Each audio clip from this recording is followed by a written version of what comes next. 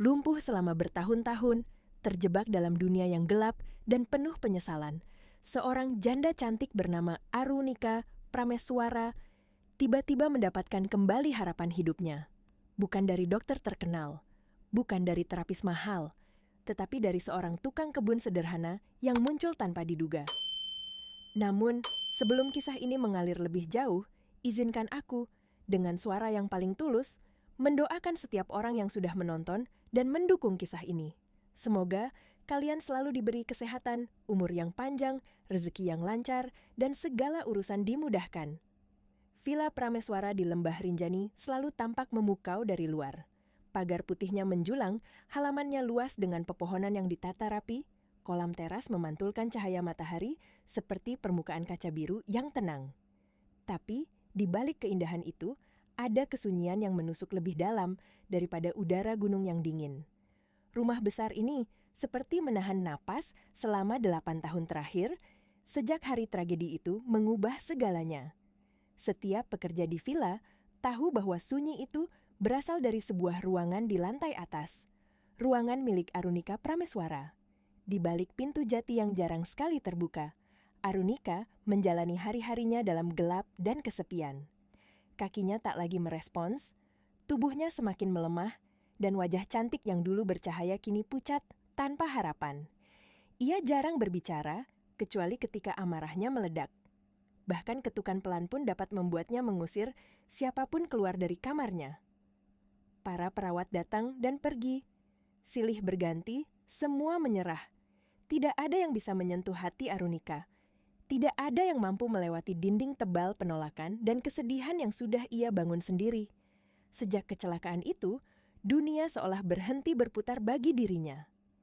Itulah hari ketika mobil yang dikendarai suaminya Devan tergelincir di jalanan licin. Ia kehilangan orang yang paling dicintainya, tetapi yang lebih menyakitkan adalah kalimat kasar yang ia ucapkan sebelum Devan pergi. Kata-kata yang menusuk lebih tajam dari memori kecelakaan itu sendiri. Devan pergi tanpa sempat mendengar kata maafnya. Sejak saat itu, Arunika percaya bahwa kelumpuhannya adalah hukuman atas dosa terbesar yang ia lakukan. Di atas meja samping tempat tidurnya, cincin pernikahan yang dilepaskannya 8 tahun lalu masih tergeletak di tempat yang sama. Ia tidak pernah berani menyentuhnya lagi. Malam demi malam, ketika angin gunung masuk melalui jendela, ia selalu merasa Devan memanggilnya. Namun ia terlalu hancur untuk menjawab. Seluruh villa hidup dalam bayangan kesedihan seorang wanita yang terluka, dan tidak ada siapapun yang sanggup memulihkannya. Tidak ada seorang pun sampai hari itu. Hari ketika seorang pria asing bernama Sagara Wijaya memasuki halaman villa, membawa sesuatu yang akan mengubah hidup Arunika selamanya, meski tidak ada satu orang pun yang menyadarinya saat itu. Pagi itu, udara Lembah Rinjani terasa lebih jernih dari biasanya. Embun masih menempel di ujung daun pandan, dan aroma tanah basah memenuhi udara seperti sapaan lembut dari alam. Para staf baru saja memulai aktivitas ketika seorang pria muda berjalan memasuki halaman villa dengan langkah pelan, namun mantap, seolah ia sudah mengenal setiap sudut tanah yang ia pijak. Dialah Sagara Wijaya, pria berusia sekitar 28 tahun, berpenampilan sederhana tetapi memiliki ketenangan yang memikat perhatian siapapun yang melihatnya. Rambutnya sedikit berantakan, wajahnya teduh, tubuhnya ramping, namun kokoh seperti seseorang yang terbiasa bekerja keras sejak kecil. Kemeja abu-abunya sudah pudar, celananya disulam rapi, dan sandal kulitnya menunjukkan kesederhanaan hidup yang ia jalani. Namun, ada sesuatu yang berbeda pada dirinya, sesuatu yang sulit dijelaskan, seperti cahaya lembut yang menyatu dengan alam. Pak Darto, kepala rumah tangga, menyambutnya tergesa-gesa. "Kamu Sagara dari kampung Senaru itu?" Sagara mengangguk sopan. "Iya Pak, saya yang melamar jadi tukang kebun." Tanpa banyak bicara, ia langsung mulai bekerja. Ia menyentuh tanah dengan telapak tangannya, menepuk-nepuk lembut, seakan mendengarkan denyut bumi. Setiap gerakannya halus, perlahan, penuh kesadaran. Para pekerja lain memperhatikannya diam-diam, merasa heran. Ia bekerja berbeda, seperti seseorang yang berbicara dengan tanaman, bukan sekadar merawatnya. Tidak banyak yang tahu bahwa Sagara adalah cucu dari keluarga tabib tua di lereng Rinjani. Keluarga yang dikenal menguasai teknik penyembuhan kuno, pijat titik saraf, ritual pemurnian akar, membaca energi tubuh, hingga doa penyatu napas. Namun Sagara memilih menjauh dari dunia pengobatan setelah tragedi tertentu dalam hidupnya. Masa lalu itulah yang membuatnya ingin menjalani kehidupan sederhana, jauh dari ritual yang dulu ia kuasai.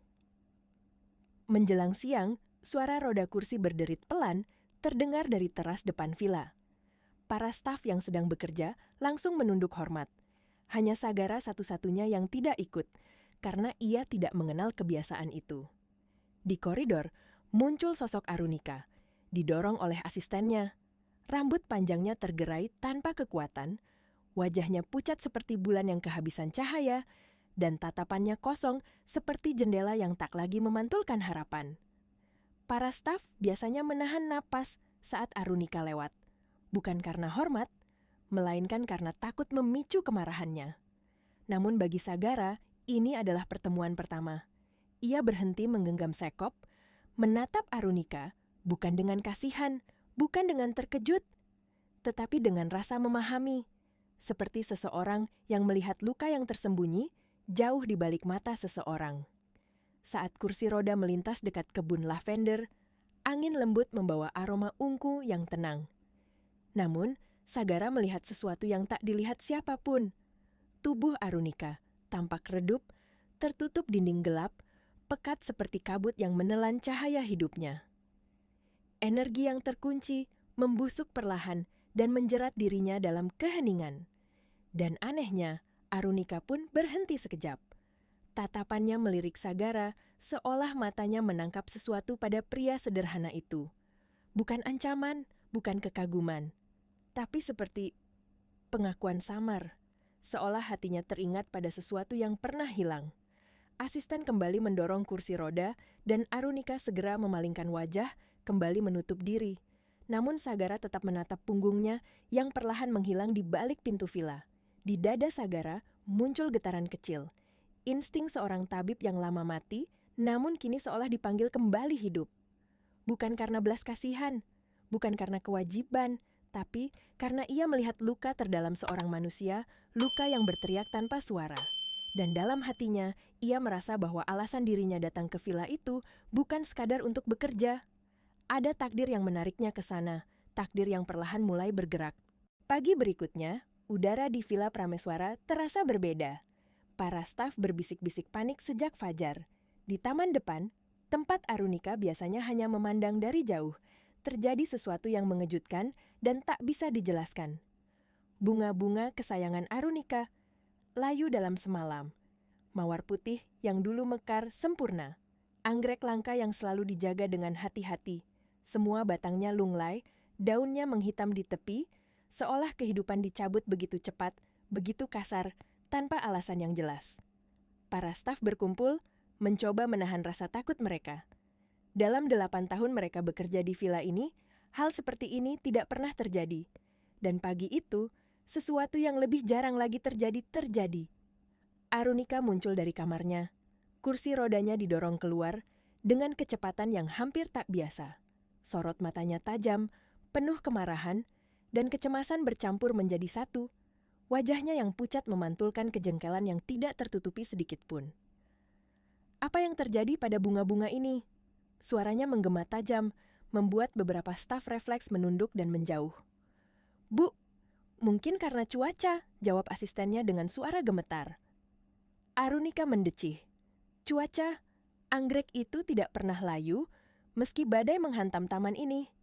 Jadi, siapa yang merusaknya? Tatapannya berkeliling, menusuk satu persatu wajah staf yang ketakutan, hingga akhirnya matanya berhenti pada sosok yang berdiri tenang di sudut taman. Sagara, dengan baju lusuhnya, tangan yang masih memegang alat kebun, dan tatapan yang tidak terkejut, ia tampak berbeda dari yang lain. Bukan karena penampilannya, melainkan karena ia tidak terlihat takut. "Kamu?" Jari Arunika menudingnya tajam. "Apa yang kamu lakukan pada tanaman-tanaman ini?" Para staf menelan ludah, ngeri membayangkan apa yang akan terjadi. Mereka tahu bagaimana Arunika jika marah, dingin tajam tak terkendali. Namun Sagara tidak bereaksi seperti orang lain. Tidak ada panik. Tidak ada pembelaan diri. Ia hanya menunduk perlahan, lalu berlutut memeriksa daun yang menghitam dengan gerakan sangat lembut. Beberapa staf berpikir ia akan meminta maaf atau memberi alasan. Tetapi Sagara justru berkata dengan suara rendah tenang seperti bisikan bumi. Tanaman ini tidak mati karena air, Bu. Ia mengangkat wajahnya, menatap lurus ke mata Arunika. Mereka mati karena energi buruk di sekitarnya. Udaranya seketika berubah. Para staf saling memandang bingung, tidak mengerti. Tapi Arunika mengerti, terlalu mengerti. Kata-kata itu menusuk hati yang sudah lama membatu. Energi buruk, lingkungan beracun, kesedihan yang terpendam, semua itu adalah dirinya. Berani sekali kamu bicara begitu padaku.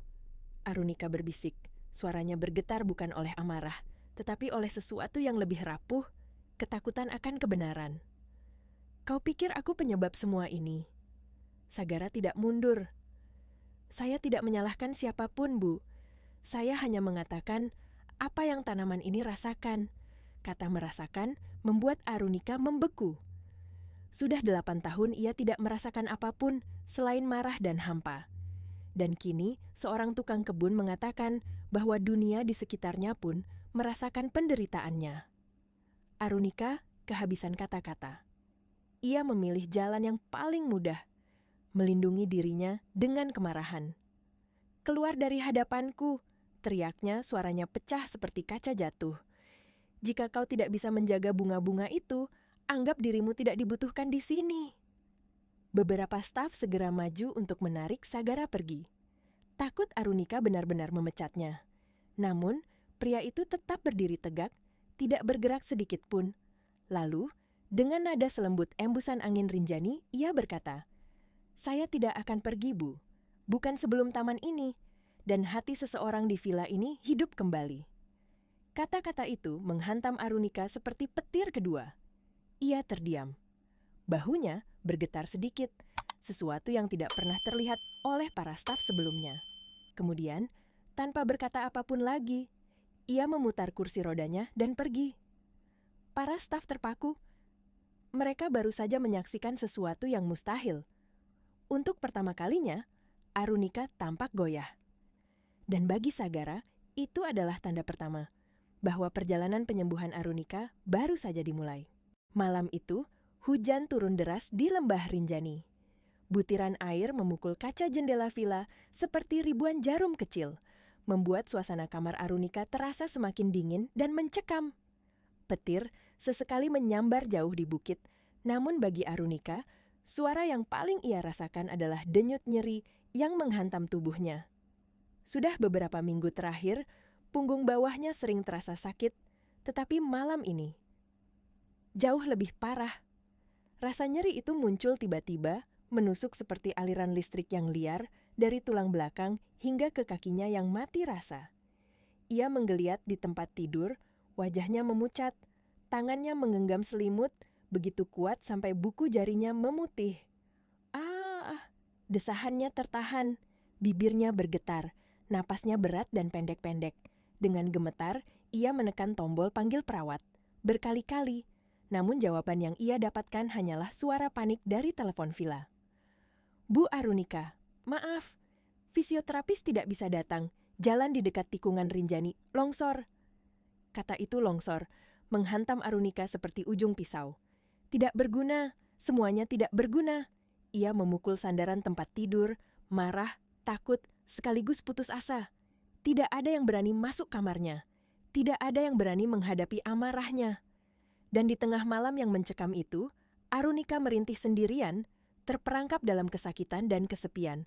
Namun ada satu orang yang tetap berdiri. Di koridor, Sagara mendengar semua teriakan itu. Napas tersengal Arunika. Rintihan tertahan, ketukan panik tombol perawat.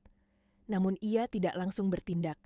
Ia menunggu, dengan tenang, dengan penuh pertimbangan.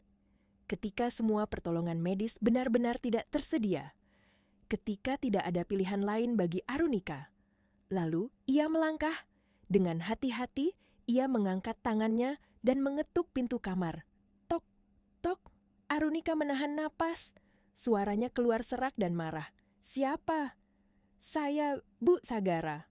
Ketukan kedua datang, lebih lembut namun lebih tegas. Izinkan saya membantu. Pergi. Arunika membentak, mencoba menyembunyikan rasa takut dan kelemahannya. Kau tukang kebun. Apa yang bisa kau lakukan? Keheningan yang mengikuti terasa panjang, namun Sagara menjawab dengan suara rendah yang stabil. Tidak, Bu. Saya bukan hanya tukang kebun. Dan pintu itu terbuka. Perlahan. Sunyi. Cahaya temaram dari lampu kamar jatuh ke wajah Sagara, menunjukkan raut wajah yang serius dan tekad yang tidak biasa. Saya dibesarkan dalam keluarga tabib. Suaranya lembut, tapi penuh keyakinan. Saya tahu cara meredakan nyeri seperti yang sedang Anda rasakan. Arunika terdiam. Ketidakpercayaan dan keputusasaan bertabrakan di matanya. Kau mau memijatku? Ini bukan pijat biasa. Sagara melangkah mendekat. Ini ritual membuka simpul jiwa. Teknik leluhur kami. Untuk orang-orang yang kehilangan keinginan hidup. Kata-kata itu membuat Arunika seperti ditampar kenyataan. Berani sekali. Kau bicara seperti itu padaku. Namun suaranya melemah, dan rasa sakit itu kembali menghantam, membuat tubuhnya bergetar. Sagara tidak memaksa, ia hanya menunggu. Dengan kesabaran yang tidak pernah Arunika lihat pada siapapun selama 8 tahun terakhir. Akhirnya, dengan suara hampir tak terdengar, jika kau berbohong, aku pecat kau. Saya siap menanggung risikonya. Itulah saatnya, saat pintu masa lalu dan masa depan Arunika beradu. Sagara mendekati tempat tidur, membuka tas kain kecil berisi minyak akar, batu hangat, dan benang ritual. Warisan yang sebenarnya ia hindari bertahun-tahun. Namun malam itu, demi seseorang yang tenggelam dalam rasa sakitnya, ia kembali memanggil ilmu yang lama ia kubur. Arunika memperhatikannya dengan napas terputus-putus. Ketika Sagara menekan titik tertentu di punggung bawahnya, nyeri yang membabi buta itu mereda. Tidak hilang, namun melemah, cukup untuk membuatnya bernapas kembali. Ia menatap Sagara, matanya bergetar. Apa yang kau lakukan? Saya meminta tubuh Anda berhenti melawan dirinya sendiri. Dan malam itu, untuk pertama kalinya dalam 8 tahun, ada seseorang yang berhasil menyentuh luka Arunika. Bukan hanya di tubuhnya, tetapi jauh di dalam jiwanya. Ruang meditasi tua di belakang villa itu adalah ruangan yang hampir tidak pernah dipakai. Dindingnya terbuat dari kayu kelapa, menghitam dimakan usia, dan setiap sudutnya menyimpan sisa aroma dupa lama yang telah padam bertahun-tahun lalu. Lampu gantung dari anyaman bambu memancarkan cahaya kekuningan lembut, membuat bayang-bayang bergerak perlahan setiap kali angin gunung menyelinap melalui celah jendela.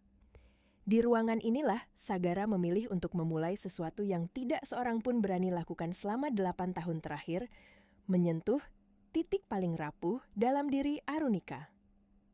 Ketika ia mendorong kursi roda Arunika ke dalam, suasana ruangan seolah berubah. Tidak lagi muram, tidak pula berat, tetapi seakan ruangan itu menunggu, diam-diam menyambut seseorang yang telah terlalu lama menyangkal dirinya sendiri. Arunika memandangi ruangan dengan dahi berkerut. Apa ini? Tempat apa ini? Tempat yang tepat untuk memulai, jawab Sagara tanpa menoleh. Nadanya lembut namun penuh keyakinan. Ia menggelar alas pandan di lantai, menyalakan dupa akar rimba, dan menempatkan batu rinjani hangat di titik tertentu. Aroma bumi bercampur dengan wangi rempah memenuhi ruangan, menciptakan atmosfer yang tanpa sadar, membuat napas Arunika lebih perlahan, lebih dalam. Sagara duduk di belakangnya, menempatkan kedua tangannya pada tulang belakangnya. Jika ibu merasa tidak nyaman, bilang kepada saya. Arunika hendak membalas sinis, tetapi rasa lelah menghapus semua sarkasme di lidahnya. Ia hanya mengangguk pelan, dan ritual dimulai. Tekanan pertama jatuh di tulang belikat Arunika. Hanya satu sentuhan, namun tubuhnya langsung menegang, bukan karena sakit, tapi karena sesuatu bergerak di dalam dirinya. Seperti ada pintu tua yang lama terkunci tiba-tiba bergetar. Sagara mulai melantunkan doa nenek moyangnya. Bahasa tua yang asing bagi Arunika, tetapi ritmenya mengalir seperti gelombang yang menghantam perlahan. Nada rendah itu membuat udara ruangan bergetar, seakan suara itu tidak hanya terdengar di telinga, tetapi meresap ke dalam tulang-tulangnya. Ketika Sagara menekan titik kedua, tepat di tengah punggungnya, Arunika merasakan sesuatu yang tidak ia rasakan selama 8 tahun terakhir. Denyut hidup. Bukan dari tubuhnya saja, melainkan dari tempat yang lebih dalam. Tempat yang ia tutup rapat sejak malam kecelakaan itu. "Tolong, berhenti." Suaranya pecah, panik, bingung. Aku tidak mengerti ini." Sagara berhenti sejenak, namun tidak melepaskan tangannya. "Ini bukan sakit tubuh, Bu. Ini sakit kenangan." Kata kenangan membuat Arunika membeku. Ia mencoba menolak perasaan itu, tetapi gelombang emosi datang dalam kekuatan yang tidak bisa ia kendalikan lagi. Sagara melanjutkan ritual. Tekanannya perlahan bergeser ke titik saraf yang terhubung pada pusat emosi, dan saat itu terjadi. Bayangan masa lalu muncul seperti film rusak yang diputar ulang. Pertengkaran terakhirnya dengan Devan. Suara suaminya memohon agar ia berhenti berteriak. Tatapan lelaki itu yang terluka. Pintu mobil dibanting. Kabar kematian yang datang terlalu cepat. Air mata Arunika jatuh, bukan sedikit, bukan menahan, tetapi deras. Meski ia sendiri tidak merasakan air mata itu jatuh di pipinya. Sagara tidak menatap wajahnya. Ia tetap fokus pada ritual, menghormati kesakitan itu, karena ini bukan tentang dirinya. Ini tentang luka yang selama 8 tahun dikubur terlalu dalam. Kenapa rasanya seperti ini? Arunika terisak, suaranya patah. "Karena ibu memaksa hati ibu membatu selama 8 tahun, jawab Sagara lembut. "Saya hanya membuka pintu yang ibu kunci." Tekanan beralih ke bagian pinggang, titik paling sensitif yang tersambung pada trauma motorik. Arunika menggigit bibir. Tubuhnya gemetar hebat. "Aku tidak mau mengingat. Aku tidak mau." "Justru itu yang membuat tubuh Anda berhenti bergerak." Sagara menatapnya singkat, kemudian kembali memusatkan perhatian. Tubuh hanya mengikuti jiwa. Kata-kata itu menjadi kunci yang memecahkan pintu terkunci dalam diri Arunika. Tangisnya meledak. Tidak lagi tertahan, tidak lagi disembunyikan. Ia menangis seperti seseorang yang selama bertahun-tahun tidak pernah diizinkan bernapas. Dan ketika Sagara meletakkan kedua tangannya di punggungnya, memberikan tekanan terakhir, menyelesaikan ritual pertama itu, ruangan menjadi hangat, jujur, dan hidup. Ritual selesai. Namun bagi Arunika, perjalanannya baru saja dimulai. Untuk pertama kalinya dalam 8 tahun, ia menangis sebagai manusia, bukan sebagai penunggu rasa bersalah. 4 malam berlalu sejak ritual pertama, dan setiap malam, ruang meditasi tua itu menjadi saksi bisu dari perang batin Arunika. Di ruangan itu, ia menangis, marah, gemetar, menolak, lalu pasrah. Semua emosi yang selama 8 tahun ia tekan di dasar jiwanya akhirnya muncul satu persatu, seperti gelombang yang tidak bisa dihentikan. Dan anehnya, setiap selesai ritual, meski lelah dan air matanya habis, tubuhnya terasa lebih ringan. Seolah ada beban berat yang perlahan-lahan terangkat dari dadanya. Malam keempat, hujan turun tipis, tidak deras seperti sebelumnya. Hanya rintik lembut yang memukul atap kayu seperti irama ketukan halus, membuat suasana ruang meditasi terasa lebih intim, lebih jujur. Sagara duduk bersila di belakang Arunika. Lilin-lilin kecil menyala di sekeliling mereka, memantulkan cahaya keemasan yang lembut ke wajah wanita itu. Namun malam ini berbeda. Tidak ada tekanan di punggung, tidak ada batu hangat di kulitnya. Sagara tidak langsung melakukan ritual.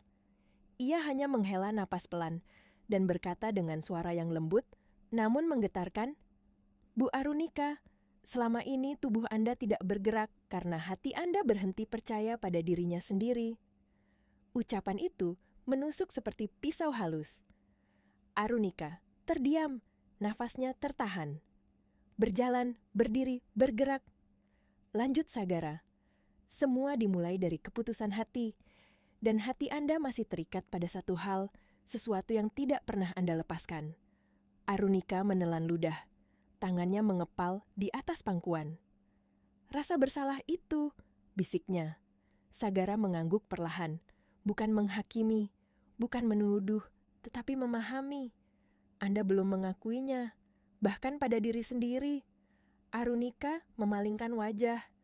Tangisnya hampir pecah sebelum kata-kata keluar. Aku tidak bisa. Aku tidak mau mengingat malam itu lagi. Itu bukan soal malam itu, jawab Sagara lembut. Ini tentang bagaimana ibu menghukum diri sendiri setelahnya. Kata menghukum membuat Arunika menegang. Ia menggigit bibirnya kuat-kuat, mencoba menahan gelombang emosi yang kembali naik. Coba sebutkan, kata Sagara pelan. Apa yang paling berat, yang selama ini ibu pendam? Arunika gemetar. Rambutnya jatuh menutupi wajahnya yang mulai basah. Ia menggenggam ujung bajunya, seakan berpegangan pada sesuatu agar tidak runtuh. Kalau, suaranya bergetar hebat.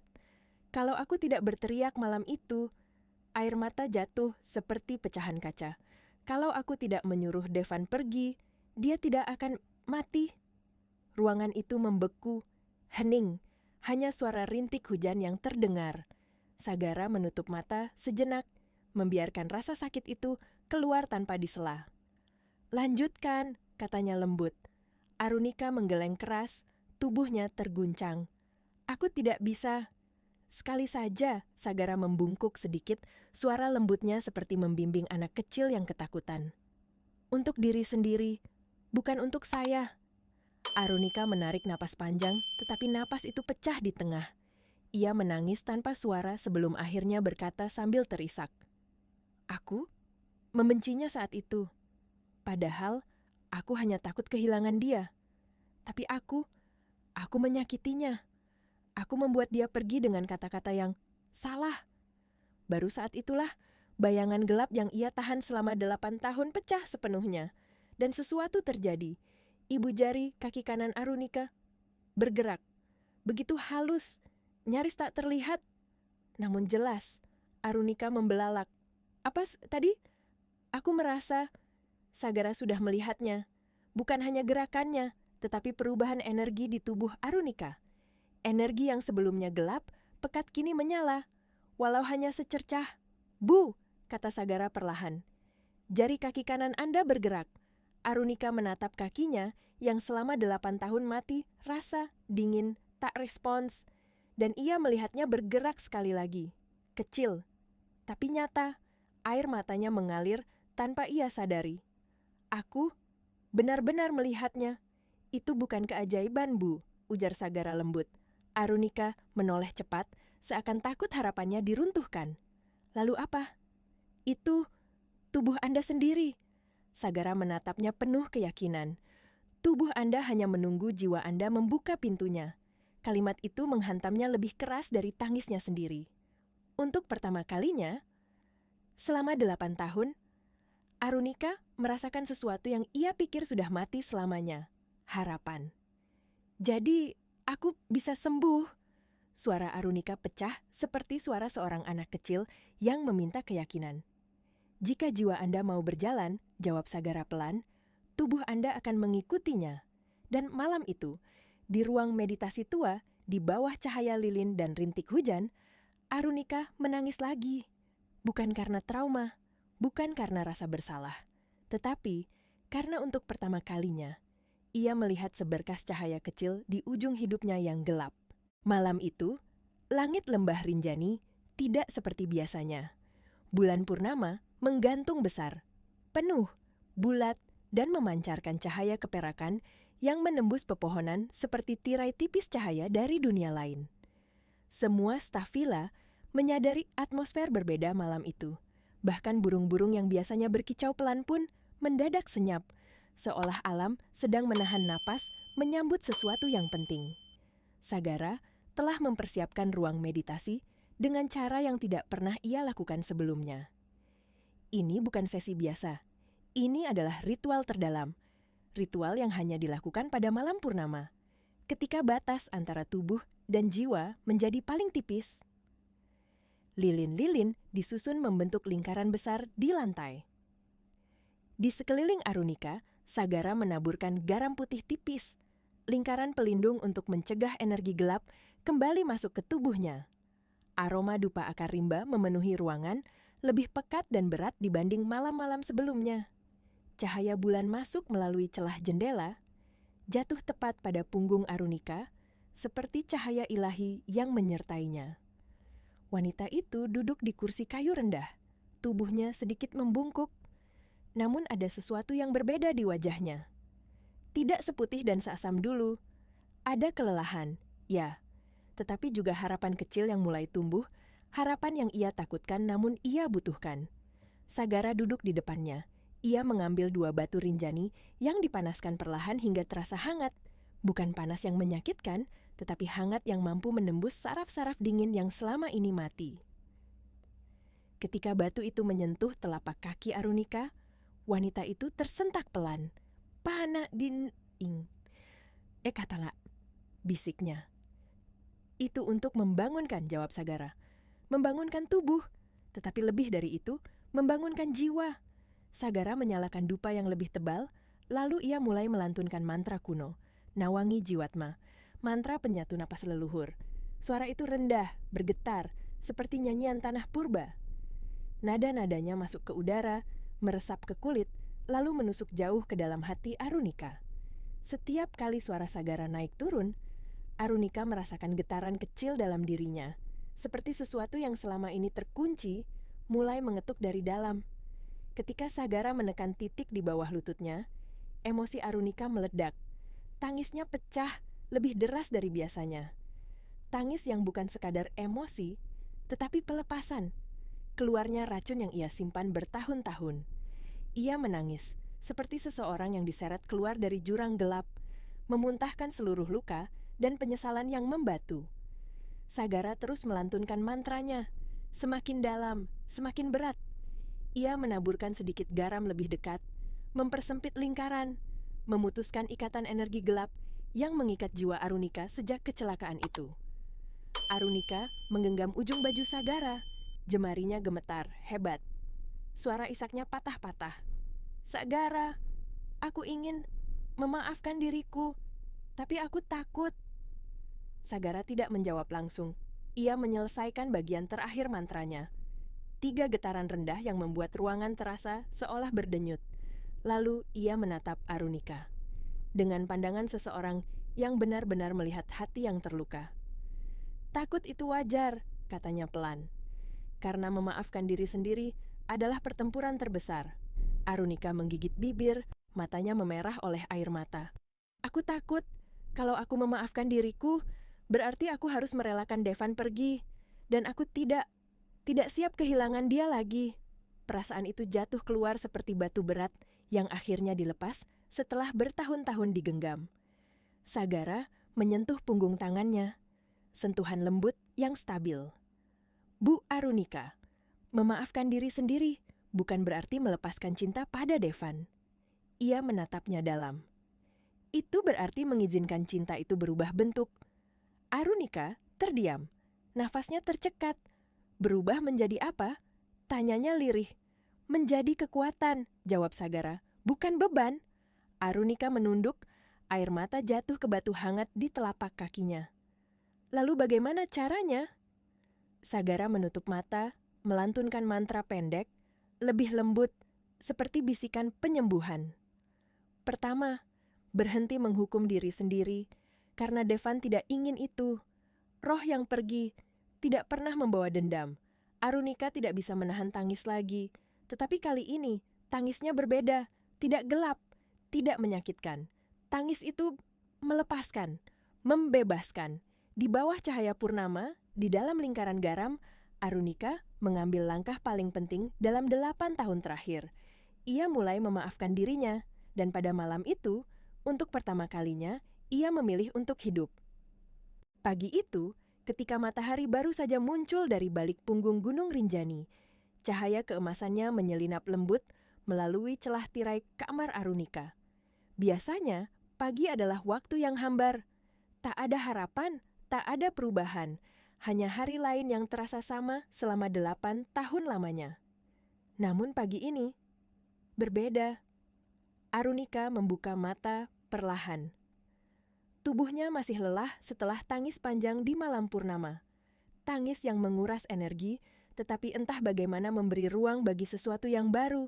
Ia bernapas lebih dalam dari biasanya, merasakan udara pagi yang segar masuk ke dalam paru-parunya. Lalu terjadi sesuatu. Sebuah sensasi pelik muncul di bagian bawah kakinya. Bukan sakit, bukan kram, tetapi sesuatu yang lebih halus, lebih hangat, seperti denyut kecil yang baru bangun dari tidur panjang. Ia terdiam.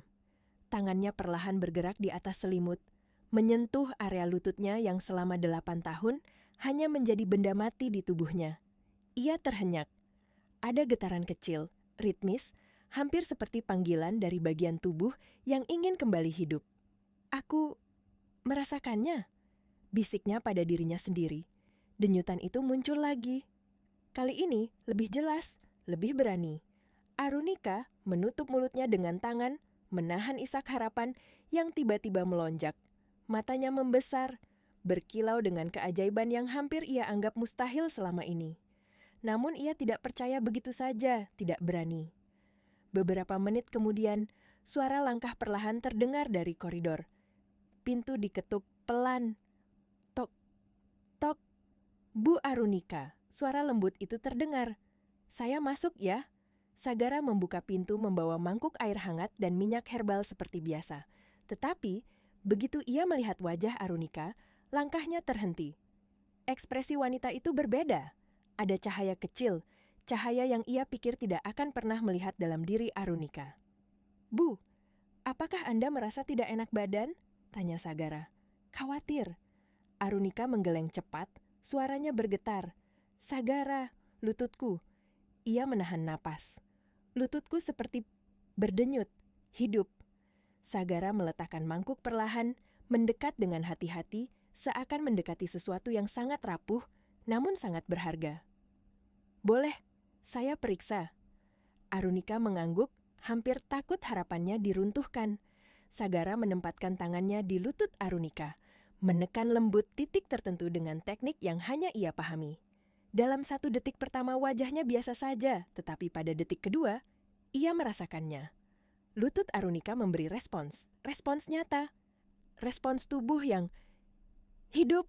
Sagara menarik napas perlahan, ia sendiri hampir tidak percaya. Bu, katanya dengan suara yang bergetar halus. Sendi lutut Anda merespons. Ini bukan refleks mati, ini respons hidup. Arunika menahan isak, jari-jarinya menutup mulutnya, matanya memerah oleh kebahagiaan yang tak bisa ia bendung. Jadi aku tidak salah. Aku benar-benar merasakannya. Ya, Sagara mengangguk. Ini keajaiban kedua. Arunika menggeleng perlahan, air mata jatuh dari matanya.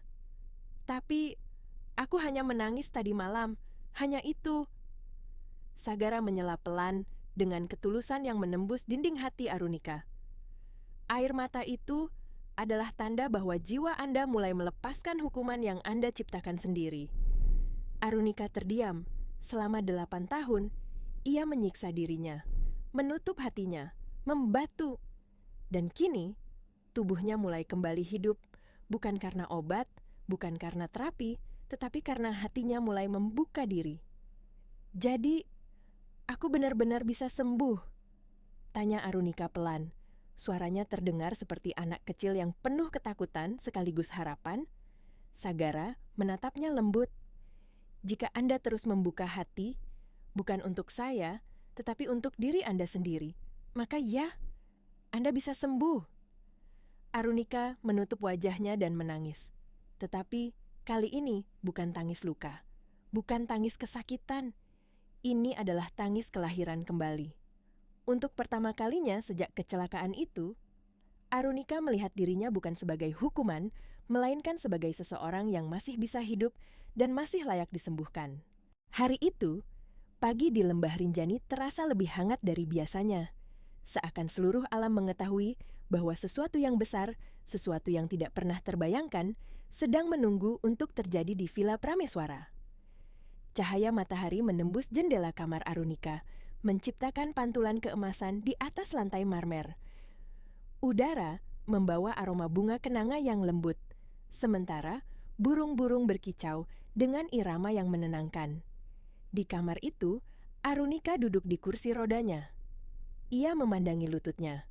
Lutut yang semalam memberi tanda kehidupan untuk pertama kalinya setelah 8 tahun tenggelam dalam kegelapan. Sensasi berdenyut itu masih terasa, kecil namun nyata. Dan untuk pertama kalinya setelah sekian lama, Arunika merasakan sesuatu yang sangat asing baginya. Semangat.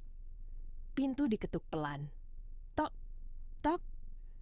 Bu Arunika, suara Sagara terdengar lembut namun mantap.